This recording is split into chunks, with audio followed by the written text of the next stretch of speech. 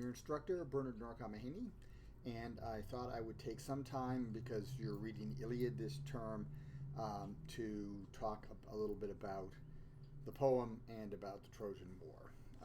So I've got a few points to go through. I'm hoping to keep this around a half hour. So obviously I won't be going into a lot of depth. First of all, did the Trojan War happen? Up till about 150 years ago, scholars would, 150, maybe 170 years ago, scholars would have said uniformly no, that there probably wasn't a Troy, that the Trojan War was made up, and left it at that. That changed when a man named Heinrich Schliemann, who was a German businessman, he made most of his money in the California gold rush, not by prospecting himself, but by outfitting prospectors. So he got to be quite a wealthy person. And when he got his wealth, he retired and then decided to prove that, A, there was a Troy, and that, in effect, the Iliad and other works like it were in some way history. So he was a very lucky archaeologist. He was not a trained archaeologist, and he made lots of mistakes, which caused problems for later archaeologists, and also messed up the evidence that he did find. But he did find a lot of stuff. So he was a lucky archaeologist, but in other ways not such a good archaeologist. When did the Trojan War actually take place? It likely took place sometime between 1250 BCE and 1150 BCE. Those seem to be roughly the boundaries. And we'll talk a little bit more about what the Homer's Troy actually would have been. So, but those seem to be the boundaries. What happened sometime around 1100 BCE is that the Greek world collapses. And all of the sort of palaces and governmental structures of Greece basically sort of collapse.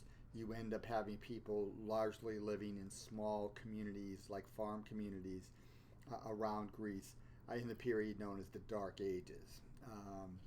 And they don't really come out of that till sometime between 800 and 700. So 800 is usually the end. So 1100 to 800 is usually called the Greek Dark Ages. So that's the Trojan War has to take place before then, because there is no Greek power after 1100.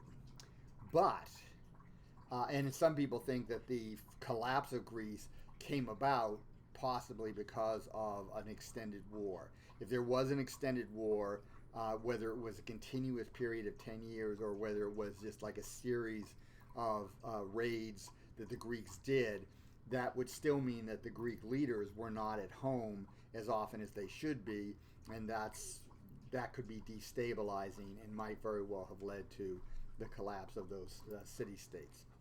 Also, they would have been spending a fair amount of money on the wars. Even though they got a lot of loot, they still would be expending a lot. So it would have other effects as well. What about the Iliad and the Trojan War? So the Iliad does not tell the whole story of the Trojan War. It tells the story of about somewhere in the vicinity of 60 to 70 days or so in the 10th year, the last year. It's supposed to be a 10-year war, in the last year of the war.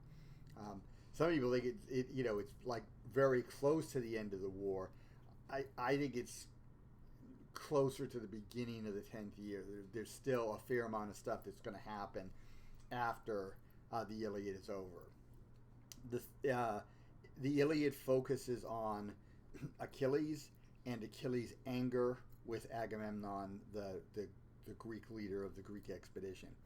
He Achilles feels that he does not get proper respect from Agamemnon, and as a result, he retires from war, and the war continues. But of course, without him there, the Greeks do very badly, and the Greeks are actually at the point where they are likely to collapse as a fighting force and lose the war when Patroclus, Achilles' friend, intervenes wearing Achilles' armor. He is killed, but he does stop the Trojan onslaught. And then Achilles, realizing that his friend has died because, in a sense, of his inaction, he then renews his anger against the Trojans and then leads the Greeks back to victory. And he kills the main Trojan hero, a guy named Hector. Hector gets killed, and the work actually ends with the funeral of Hector. That is the last section of the poem. It's the last part of Book 24, and in fact, the last line of the poem is, "And that was the funeral of Hector, breaker of horses." So it ends on that, and in a sense, we see the story arc of Achilles' anger, his rage at Agamemnon, which leads to Greek suffering, and then he goes into a sort of berserker rage against Hector because of the killing of Patroclus, and then he is ultimately, in the last two books, recalled to himself to be a more noble figure and a less sort of bloodthirsty figure, and he's very gentle as he can be, towards Priam, the king of Troy, when he ransoms Hector's body in Book 24. So basically it's the story arc of his rage or his anger. And the opening word of the poem in Greek is menin, which means rage or wrath. It is the sort of anger that a god might feel. So it is beyond human anger. I mean, so this is not just, oh, he's a little miffed. He is extremely angry. So it starts with that. That is the theme of the poem. And even though there are episodes that don't quite fit into that, because he's, in a sense, giving us a snapshot of the war in a period of, 60 or so days.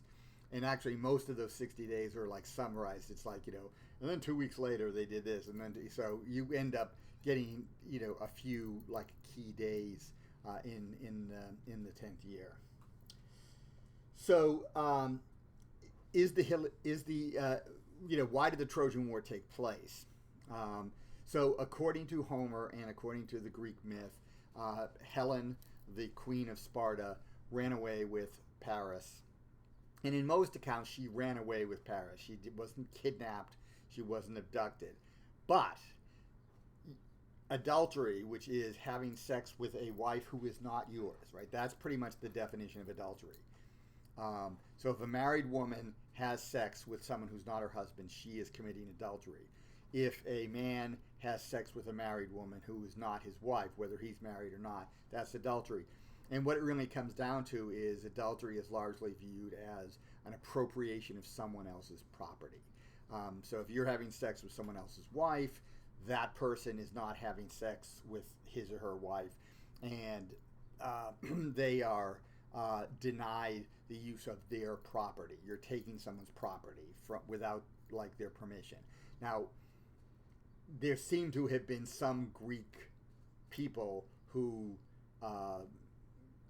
were rather free-thinking, and so there may have been knowing adultery going on. In other words, more open marriage type situations. That wasn't common, but it was not totally unheard of. That's different. I mean, it's still adultery, but there's not going to be anything further should have done about it because everyone sort of knows and is okay with it.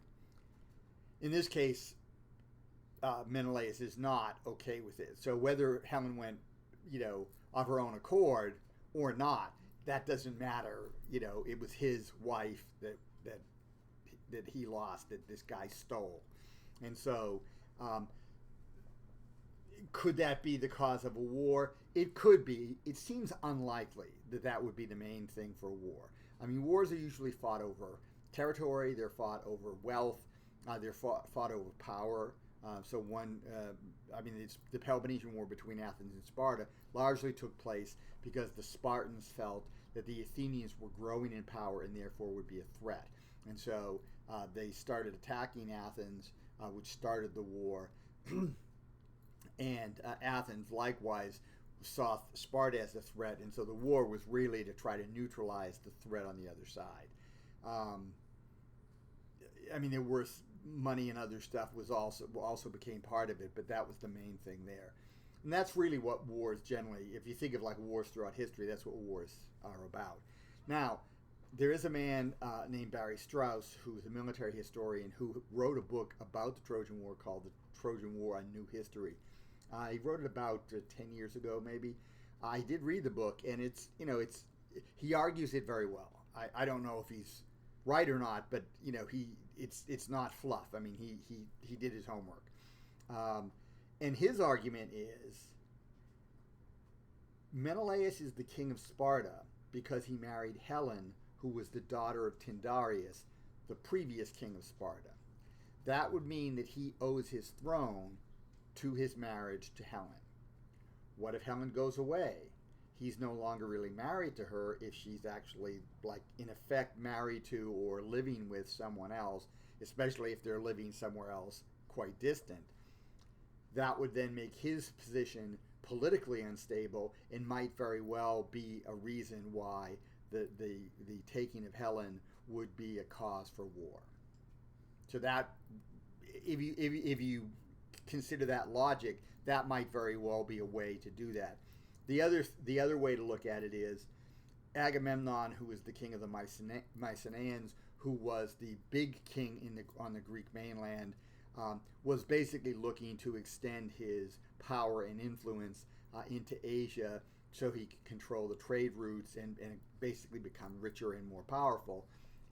To do that, Troy, which was basically near the entrance to the Dardanelles, had to be neutralized because they could otherwise block any traffic or make it very difficult or charge such a high fee to go through that it wouldn't be worth it. So that's a more likely explanation for the war, and it is possible that Helen was then used, or whoever Helen's supposed to represent was used as an excuse for the war, because it seems more noble, right, that you're going to fight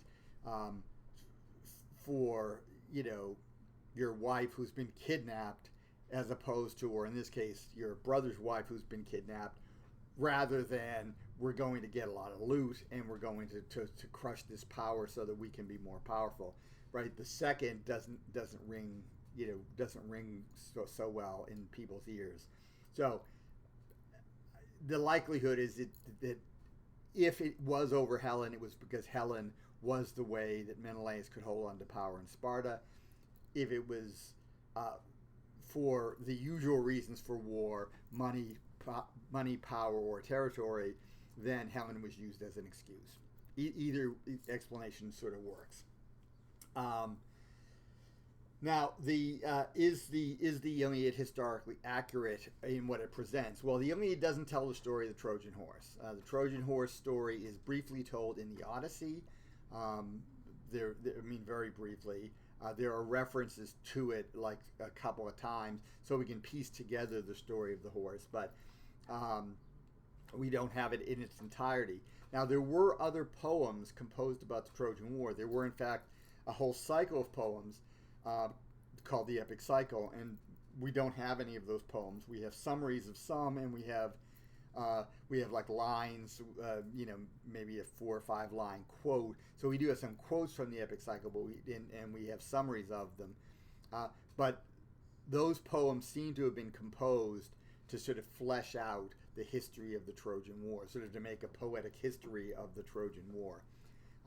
And the story of the Trojan horse is best told in the sacking of Troy, which was or the destruction of Troy. Iliou Persis is the Greek name. That seems to be where the best account would have been, but of course we don't have that. There's in Virgil's Aeneid. Virgil's a Roman author. In his poem about Aeneas, one of the Trojan survivors of the war, we do get a story of the last day of Troy in Book 2, which is quite great and is worth reading on its own. You can read Book 2 like by itself, and it's a great little story of that one event, the actual taking of Troy.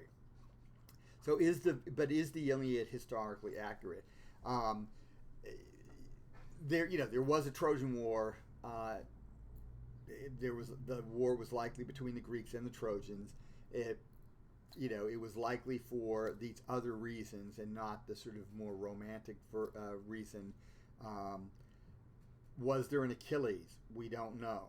The name Achilles, as one scholar pointed out, could very well be from two words, akos and laos, which would mean pain to the people. And of course, the story is about a Greek hero who is a great hero who deserves respect, but when he doesn't get that respect, his actions then cause a great deal of harm to his own people, which is the double-edged sword that when the Greeks looked at heroes, they saw them as a double-edged sword. All heroes do great things. The point is, you can do great things that are actually helpful. You can do great things that are very harmful. So, that's the problem. I mean, the same hero can do both. Think of a character like in the movies, maybe like Dirty Harry. Dirty Harry is a good cop in the sense that he is going after the bad guys. On the other hand, he's more like a vigilante. And what happens if one day, he happens to see someone he thinks is a bad guy? He's going to blow that guy away probably. And the point is that it would not actually be the right thing. So that's sort of the way the Greeks are with their heroes. And now some heroes are sort of uniformly good, but even Heracles, the greatest of the Greek heroes, he has a really bad temper and he drinks a lot, and sometimes that combination results in him going sort of berserk and killing someone that if he was calmer, he would have not killed, right? So that's again the problem with a great hero, is that they can go too far, and there's no one really who can stop them if they do that. And that's sort of the theme of the poem. So that discussion that maybe he has been given this name, which means pain to the people or sorrow to the people, that might very well indicate that he's a made-up character.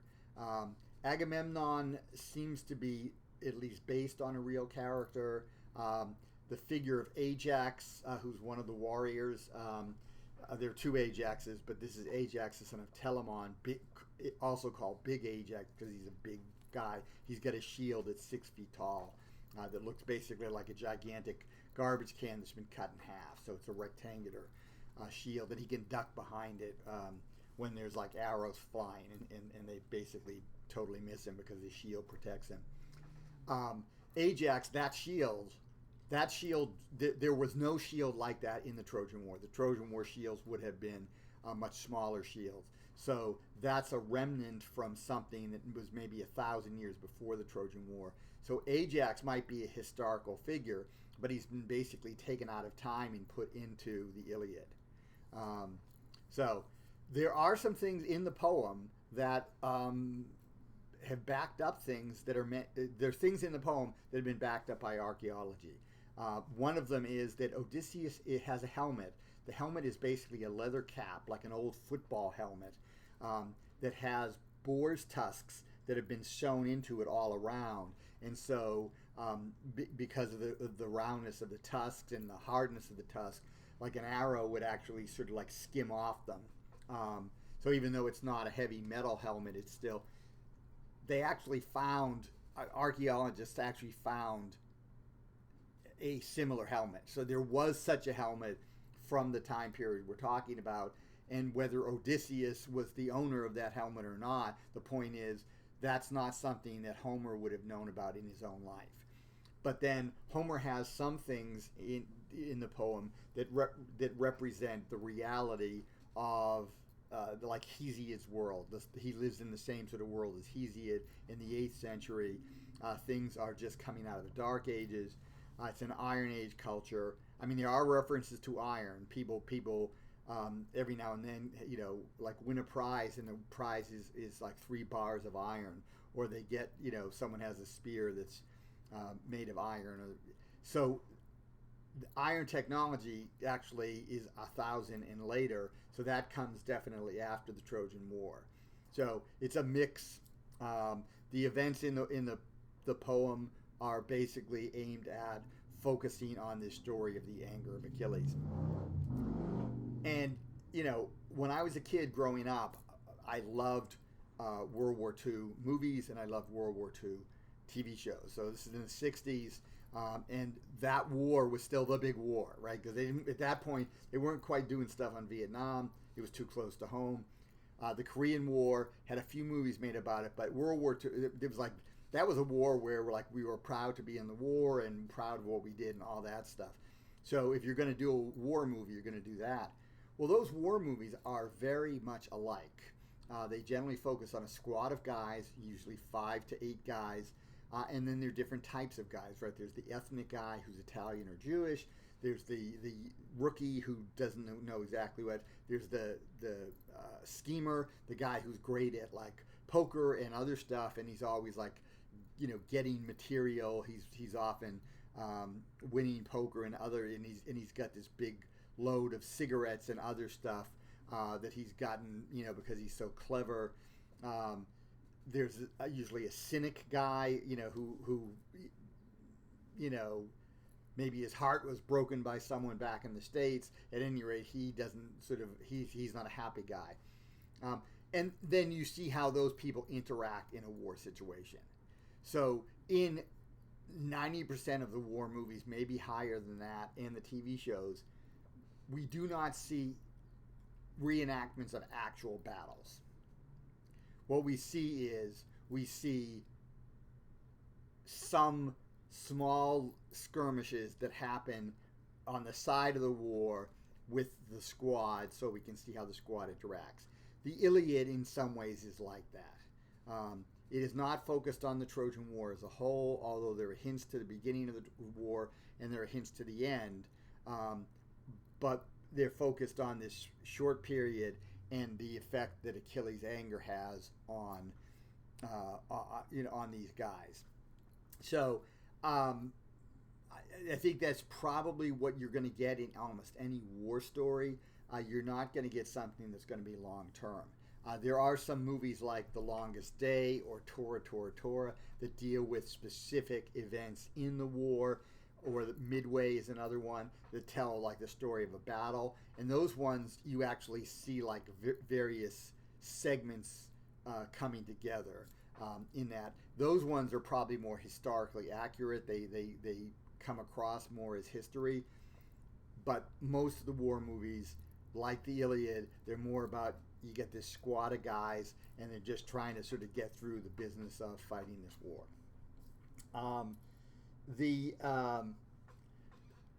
Which Troy was Homer's Troy. So when Schliemann dug up Troy, he did like a really awful job. I mean, he was lucky in that he found all this great loot, but what he did was he dug a gigantic trench.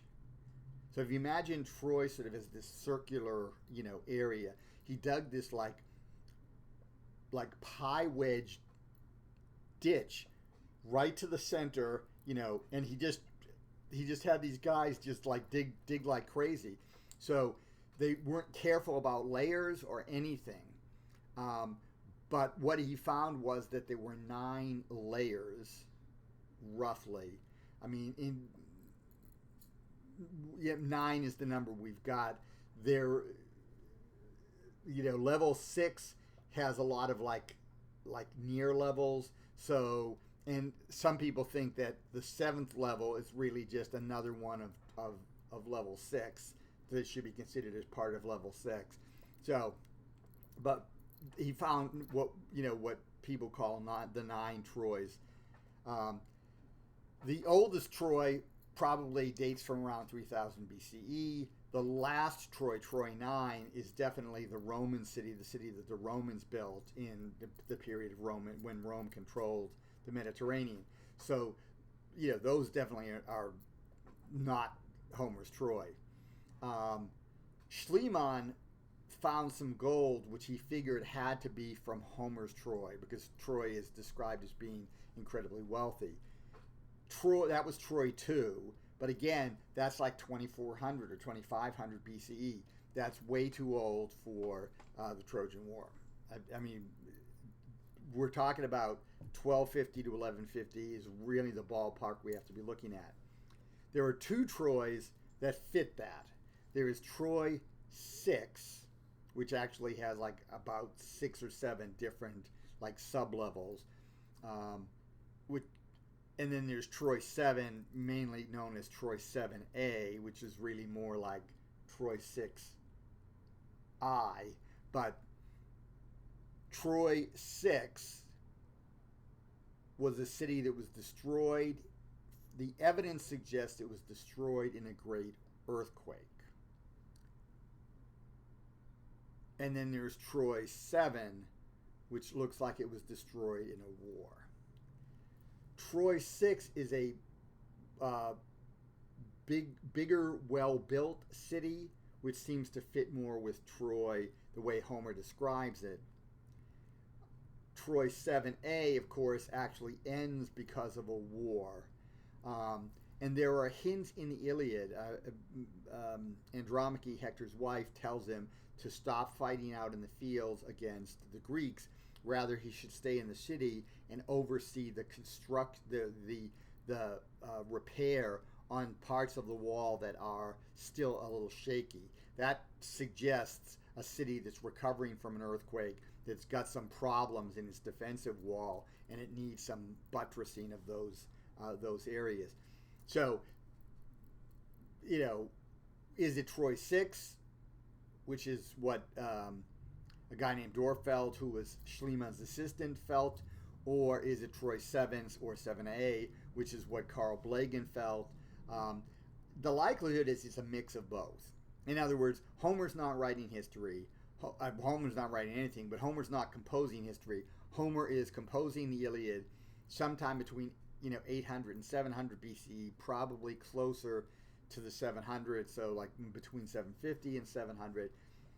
That's 400 years from the 1150 date. It is 500 years from the 1250, but 1250 is roughly when Troy 6 fell. 1150 is when Troy 7 fell. The traditional date for the fall of Troy is 1183, so it's in the middle.